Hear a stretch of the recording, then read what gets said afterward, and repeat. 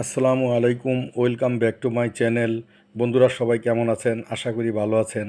আমিও আলহামদুলিল্লাহ ভালো আছি। বন্ধুরা, আজকে আমি শেয়ার করব আপনাদের সাথে রাজধানী ঢাকা হাতিরপুল কাঁচা বাজারের উল্টা পাশে রাস্তার পাশে লাকড়ি চুলার খুব মজাদার খাবার।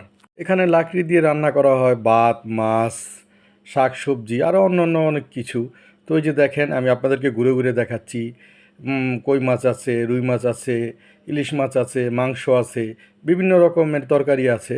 আমি একটু বিকাল টাইমে আসছি, এই কারণে এখানে লোক কম, তা নাহলে এখানে প্রচুর পরিমাণ ভিড় থাকে। এখানকার খাবার খুবই ভালো লাগে, সবাই পছন্দ করে, অনেক লাকড়ি চুলা বলে কথা। তো আমি সবজির কথা বললাম, সবজি নাই, তাই আমি ভাত আর রুই মাছ নিলাম।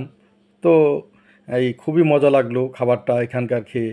দেখেন আপনারা এইখানকার কি পরিবেশ, যদিও একটু দুর্বল পরিবেশ, কিন্তু খাবারটা খুবই টেস্টিকর।